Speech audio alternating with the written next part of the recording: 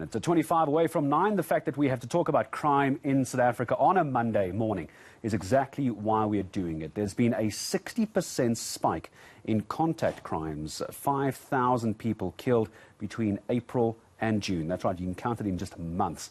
Well, that's according to the recent crime stats released by the police minister.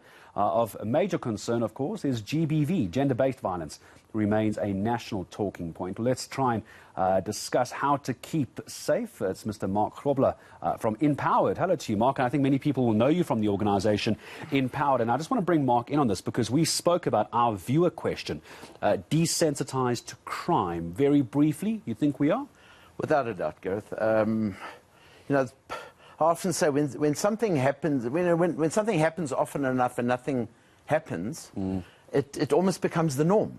You know, I often say as well, we also, us as citizens, you know, we do silly things, and I have to say this because it's fine to think that by doing certain things, crime is going to go away, but we also put ourselves in positions where I might say are asking for it, but we're tempting fate. Like we do something silly yesterday and nothing happens, and almost it makes it okay today. And let's be honest, we live in one of the most violent societies in the world. That's a fact. We live in the rape capital of the world, and we need to be putting certain things in place to make sure we are less attractive to criminals. Are you saying that because we're creating a false reality, because something didn't happen to us yesterday, therefore it's going to be fine today, but actually that's how we get ourselves into trouble? Is that what you're saying? In a lot of cases, yes. Okay. In a lot of cases, yes. I mean, our own programs often, and I say little things like, you know, make sure that when you are driving around, your doors are locked. Make sure that your windows are up. And I often get people say, well, you know... Get off your cell phone. Get off your cell phone. I often get, you know, but Mark, I've been doing this for ages. Or my favourite one is, you know, I mean, a prime example is Nick Bester. That was, I don't know if you remember, quite recently he was pretty badly attacked out running. And one of his, in hindsight, one of the things he said was, you know, I've been doing this and going to that route and cycling forever, and nothing had ever happened. Yeah. And he even admitted he did certain things that... There was a pattern. Exactly, and that also put him in a position where he could be attacked. So let's talk about Women INpowered then, the do's and the don'ts. I mean, these don't have to necessarily be incredibly high level. This is, as we're talking about, very simple things. Give me an example. 100%. So, I mean, I'd like to run for the don'ts, through some of the don'ts, because those are probably more important in my mind than the do's. The first thing we speak about is don't go to the second place. If you are in a let's just say in a life or death situation, somebody wants to take you somewhere else. Rather let it happen. Whatever happens must happen at the first place. Your chance of survival at the first place are in the 90%. When you go to the second place, in other words, especially in a woman's case where somebody wants to take them with a gun or a knife to a second place, things get worse, a lot worse. Less than 35% chance of survival when you go to the second place. So, sorry, let me just make sure I understand. So we're talking about, in this case, because it's Women's Month, we're talking GBV. There's a young lady in a nightclub.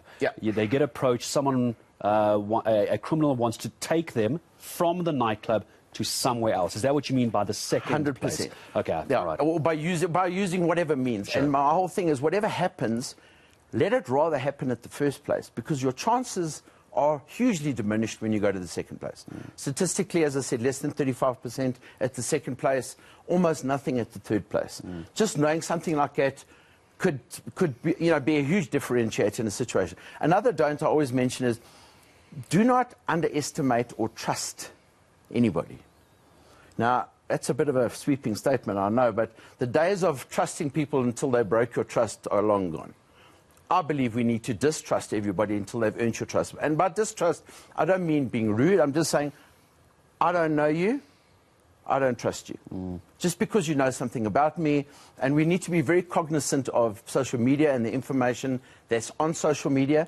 Somebody comes to you and says, listen, Gareth, I know your brother, I played football with your brother, or whatever the case is. We need to be very mindful of the information that's out there and how that can be used against us.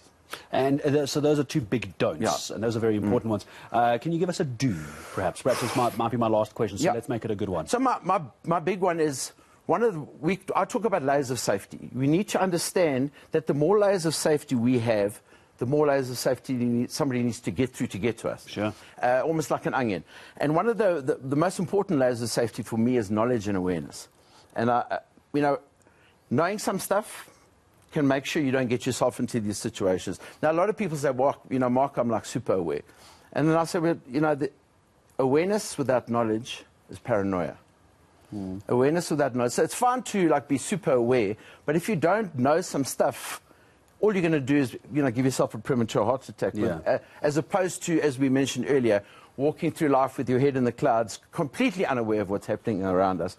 So my big do would be get yourself some knowledge and understand some of the processes of crime and just put more layers between yourself and a would-be attacker. I mean, you could talk about, for example, car hijackings, but we gloss over it. We just say car hijackings. Yeah. Understand how a car hijacking happens. You know, standing at red robots, having your window down because you're having a smoke.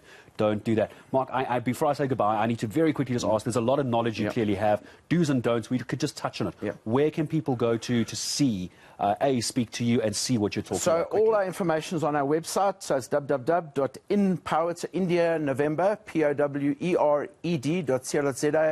All my cell phone numbers. We're on all social media channels. We run courses at home, corporate schools, whatever. It's a good time as well, especially during Women's Month as well, to send people to your 100%. website. Mark, thank you. We could talk about this all day, but that's some great advice. Mark Grobbelaar from Women eNCA as well. You can go and find them online, on the socials, and on the website as well. Mark,